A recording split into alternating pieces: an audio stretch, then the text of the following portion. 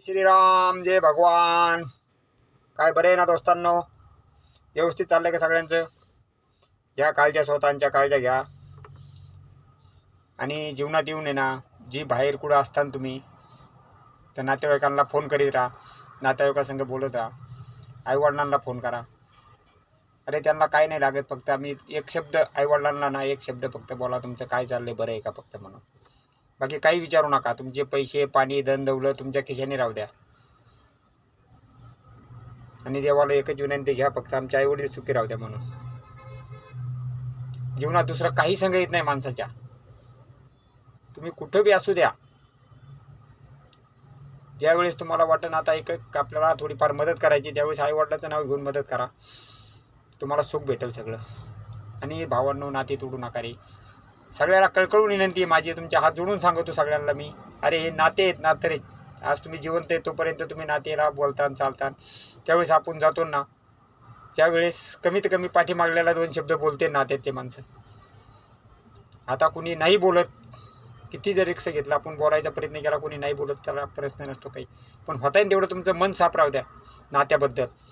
किती कोणाला कोणी चढून सांगितलं ना, तरी आपल्या घरात आपणच आलेला असतो सगळे, आईच्या पोटातून. त्याच्यामुळं विरुद्ध कधी करू नका त्यांच्यावर. आणि होता येईल तेवढं सांगणारे लोकांपासून लांब राहा. चाड्या चुगल्या. आज तुमचं चांगलं चाललं असतं तर तुम्हाला सांगणार तुमचा भाऊ असा करतो, तुमचा भाऊ तसा करतो. अरे त्यांचं काही खरं नसतं बाळांनो. कुणी तुम्हाला टायमाला उभा राहणार नाही आहे. मग लोकांचं ऐकता कशामुळं? हे घरं फोडणारे भरपूर लोक आहेत आज. आज त्यांना काय भेटतं काय नाही मला ते सांगता येत नाही. पण मला एवढंच नम्र विनंती आहे, सगळ्यांना नम्र विनंती आहे की घर फोडू नका कुणाचे बाळांनो. कुणाला वाईट सांगू नका, कुणाच्या चुगल्या करू नका. अरे ज्यावेळेस तुम्ही चुगल्या करता ना, त्यावेळेस तुम्हाला 4 ते 8 दिवसाच्या आतमध्ये बघा तुम्हाला काही ना काही घटना घडलेल्या असतात तुमच्या घरात. मग जर आपण आपल्या हाताने आपलं घर जर आपण वाटलो करीत असलो आपल्या घराचा, तर उपयोग काय त्याचा? ज्यावेळेस तुम्ही आज ध्यानात धरा, लक्षात ठेवा. आज तुम्ही एक गोष्ट मनात ठेवा. आज तुम्ही विचार असा करायचा की आज मी कोणाच तरी वाईट केलंय, आणि तिथून पुढं तुम्हाला 11 दिवसाच्या आतमध्ये एक चमत्कार तुम्हाला असा होईल का नाही की तुम्हाला तुमच्या घरात काहीतरी नुकसान झालेले असेल, किंवा तुमची वस्तूची काही नुकसान झालेली असेल. तुम्हाला तिथं जर 10-20 हजार रुपये 1 लाख रुपये जर भरायची वेळ येत असेल, तर कशाला तुम्ही असे कुठाने करता? लोकांच्या चाड्या सांगायच्या, लोकांचं वाईट करायचं, एखाद्याला काहीतरी सांगत राहायचं. अरे तुम्ही हाताने तुमचं घर खड्ड्यात घालता रे. करू नका असं. माझं नम्र विनंती आहे तुम्हाला सगळ्यांना, करू नका असं. तुमचं स्वतःचं घर जर चालवायचं असलं ना व्यवस्थित, तर फक्त चाड्या चुगल्या सोडून द्या. वाईट कोणाचं करू नका. ज्यावेळेस तुमचे लेकरं बाळ सुखी जगत येईन, नाहीतर तुम्हाला सुख लागणार नाही, हे लक्षात ठेवा. कुणाचंच वाईट करू नका कधी जीवनात येऊन. काय संग येणारे माणसाचे? अरे मातीचा पुतळा आहे आपला, थोडक्यात असं समजा. जळाल्यानंतर सगळं जातं, काही राहत नाही मागं. 8-10 दिवस 15 दिवस महिनाभर लईच जवळचे असले नातेवाईक, तर आपले लईच जवळचा माणूस असलं तर 6 महिने आठवण काढते ना आपली.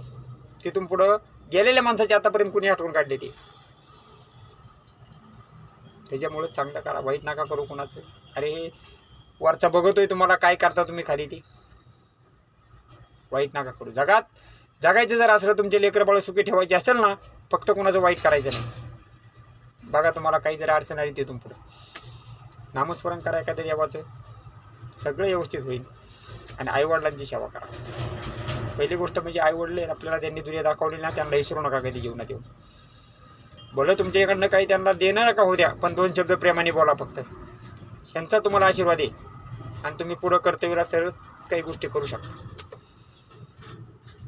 आणि जो माणूस आईवडिलांना विसरवतो ना, त्याचं कधीच चांगलं होत नाही. तुम्ही किती पैसे कमावा, तुम्ही आज पैशाचे जेव्हा तुमच्याकडे आज कोट रुपये येतं, तुम्हाला वाटतं मी लई सुखी जगतोय, काय त्यांच्याकडे लक्ष द्यायचं आहे. पण त्यांनी दुनिया दाखवली तेव्हा तुम्ही या जगात सगळे व्यवस्थित सुखी जगू राहिले. आणि आज तुम्ही त्यांना विसरू राहिला, तुम्ही आम्हाला काय केलं? अरे त्यांनी काहीच नाही केलं, फक्त तुम्हाला जन्म दिलाय. आणि त्यांच्या अपेक्षेवर जगणारे तुम्ही कोण आहेत? तुम्हाला दुनिया दाखवली त्यावेळेस तुम्हाला 10-15 वर्ष सांभाळलं, बाद झालं. 10 वर्ष सांभाळून त्यांनी भरपूर झालं. तिथून पुढं तुम्हाला कळायला लागलं कसं करायचं कसं नाही ती. तिथून पुढं तुमच्या पर्यायाने तुम्ही जगा ना. त्यांनी केलं काय आणि त्यांनी करायचं काय, त्यांच्यावर कशाला तुम्ही मरता?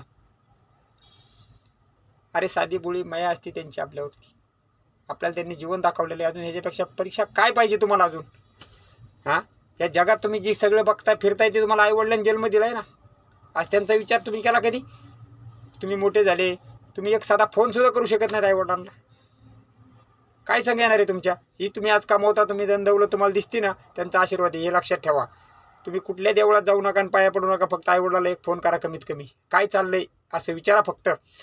तुम्हाला किती फरक पडतोय फक्त बघत चला. बोला, सगळ्यांना बोला, नातेवाईकांना बोला.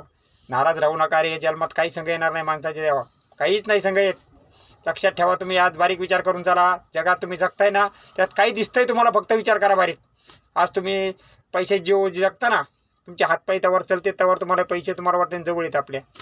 ज्यावेळेस तुम्ही अडचणीत पडलेला असताल, कुठे दवाखान्यात गेलेला असताल, त्यावेळेस तुम्हाला आठवण येते आपण गर्व करून काय केलं. त्याच्या अगोदरच तुम्ही सुधारा ना. विचार करायची गोष्टच येणार नाही. आईवडिलांचे नाव घेत चला, नामस्मरण करा देवाचं किंवा कुठल्या तरी, तुम्हाला सगळं सुख भेटेल. आणि दान धर्म करीत चला जगात. हे तुमच्या खिशात पैसे जर तुम्ही असाल, एखादं समोर उपाशी मरत आहे, तर तुमच्या खिशातल्या पैशाला काही भाव नाही. ते पैसे तसेच कुजून मरणार. ते तुमच्या संग काही येणार नाहीत कुठंच. पण ज्यावेळेस तुम्ही दान धर्म करता ना, ते पैसे तुमच्या जवळ नाही, तुम्हाला साथ भेटेल वरून, भगवंत ऐकतोय, त्यावेळेस तुमच्याकडे येणार तो. तुम्ही बघितलेलं आहे त्यांनी, तुम्ही दान धर्म केलेला आहे. आज एखादा जर उपाशी असला, त्याला तुम्ही जेवण घातले, कमीत कमी चहा पाणी पाजा त्याला. मुकचित्र भेटलं त्याला एखादा बिस्किट टाका. काय रे जीवनात या संघ काही नाही. सगळा विचार केला मी जीवनातला, काही संघ नाही आहे. बस फक्त सरळ सरळ वागा आणि सगळ्या संघ गोड बोला, नाते तोडू नका. जय श्रीराम, जय भगवान, जय वामन भाऊ महाराजा. सगळ्यांना सुखी ठेव, एवढीच विनंती आहे माझी फक्त.